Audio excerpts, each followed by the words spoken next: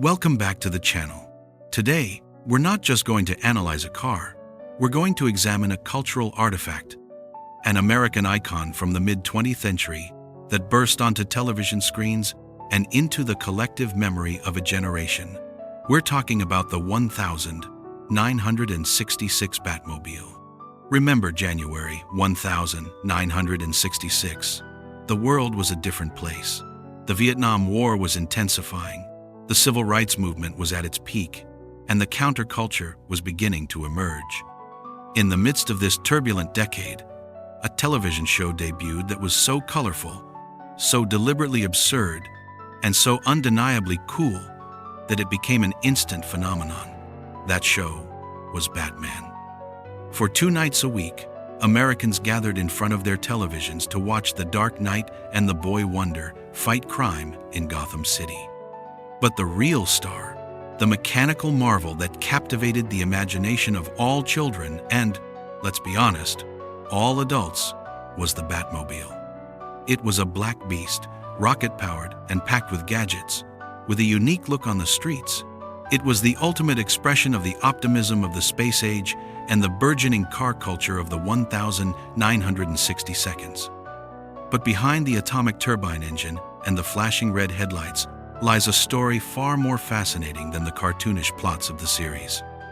The story of a forgotten concept car, a legendary customizer, and a deadline so tight it would make a modern engineer weep. Today, we're going beyond the BAM and the POW. We're going to reveal 13 surprising facts about the 1966 Batmobile that even the most dedicated Batman fan may not know. These are the verifiable truths, the historical details, and the technical specifications that elevate this car from a mere accessory to a legend. Get ready to uncover the layers of the story of the car that defined a superhero for a generation. Fact 1. The Batmobile was a $250,000 concept car sold for $1. The foundation of the 1966 Batmobile was not a production car. It was the 1955 Lincoln Futura, a one-of-a-kind concept car built by the Ford Motor Company. The Futura was a masterpiece of mid-century design, a vision of the future inspired by the jet age, complete with a double-bubble canopy and massive, sweeping fins. Ford invested an estimated $250,000 into its creation in 1954, which, adjusted for inflation, is the equivalent of over $2.7 million today. It was a hand-built, non-functional show car designed to travel the auto show circuit and showcase Ford's forward-thinking design capabilities. However, after its run on the show circuit, the Futura was largely forgotten. It sat, neglected, and deteriorating behind the shop of legendary Hollywood customizer George Barris. In a twist of fate that only Hollywood could write, Barris acquired the car from Ford for the nominal fee of $1 and a promise to insure it. This $250,000 piece of automotive history, the future Batmobile, was essentially given away. It was a deal that would become one of the most famous and profitable in automotive history. Fact 2. The transformation took just 15 days. When 20th Century Fox and Greenway Productions greenlit the Batman TV series, they needed a Batmobile, and they needed it fast. The original plan was to use a modified 1959 Cadillac, but the producers weren't impressed. With a looming production deadline, they turned to George Barris, who had the perfect, albeit dusty, candidate sitting in his lot, the Lincoln Futura. Barris was given an almost impossible deadline, 15 days, to transform the Futura into the Batmobile. For context, a typical custom car build of this magnitude would take months, if not a year. Barris and his team, including designer Dean Jeffries, who had done some initial unapproved work on the car, worked around the clock. They took the basic, dramatic lines of the Futura and added the iconic bat elements, the cowl, the fins, the cockpit, and the gadgets.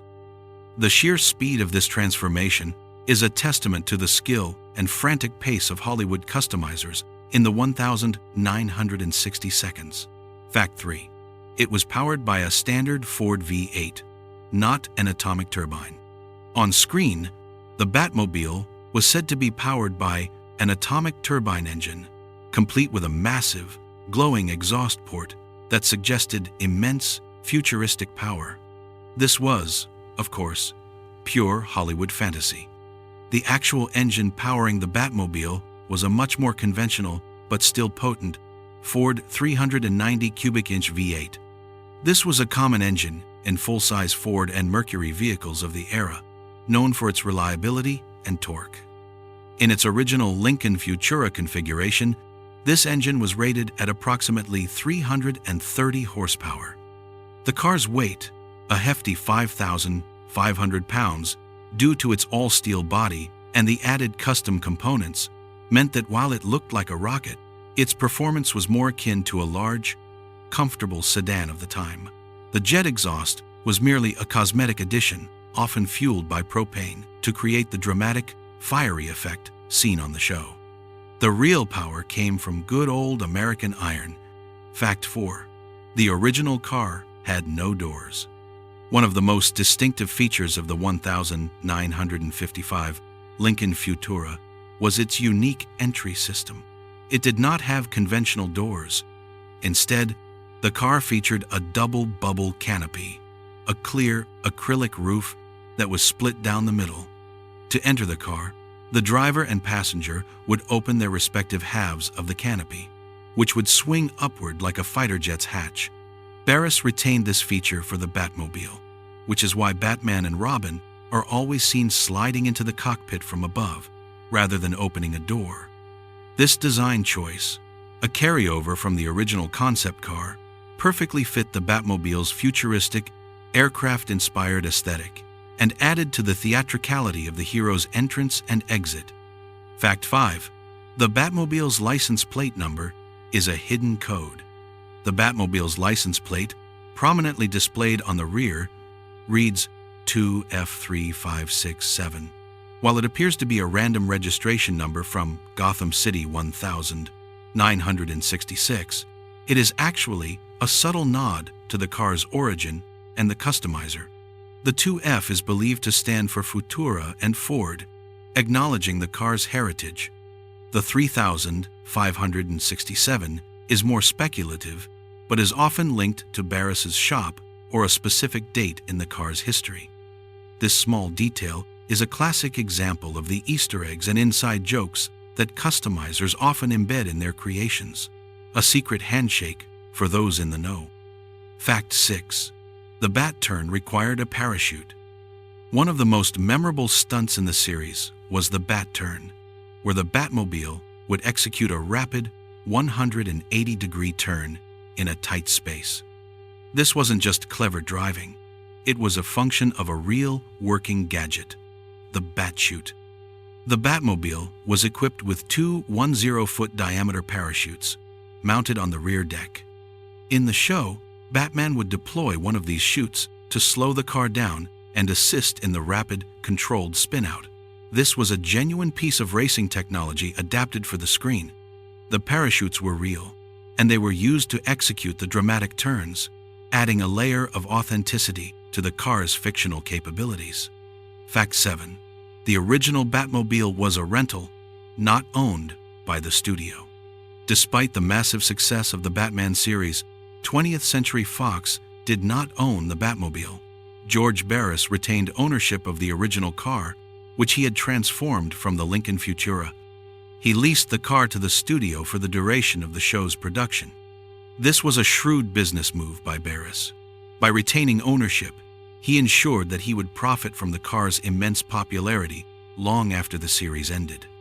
He charged the studio a fee for its use and, more importantly, was able to create and license a number of official replicas for promotional tours and public appearances.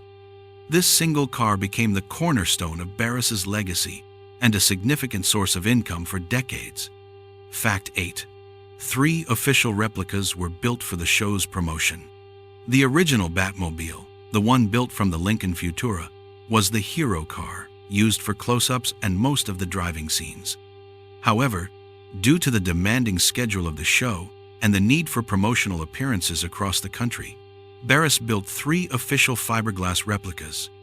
These replicas were built on a much more common chassis, typically a Ford Galaxy or a Thunderbird, making them easier to maintain and transport.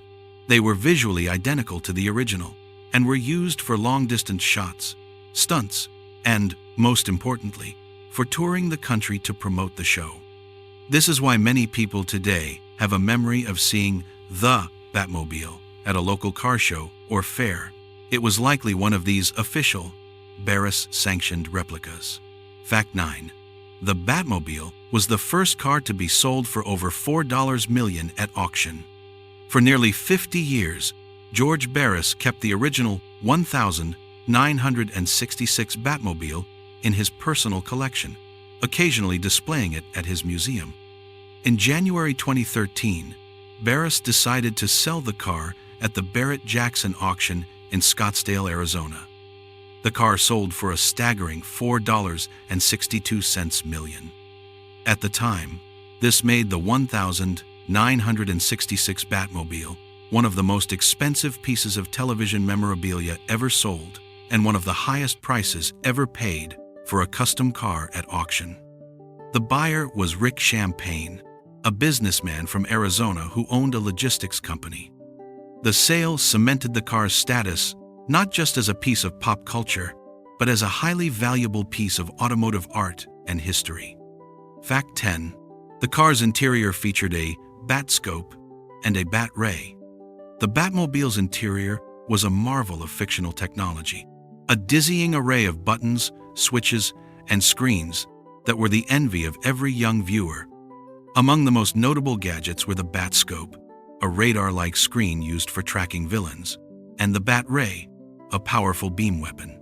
More practically, the car featured the Bat Phone, a direct line to Commissioner Gordon, and the emergency Bat Turn lever, which activated the parachute.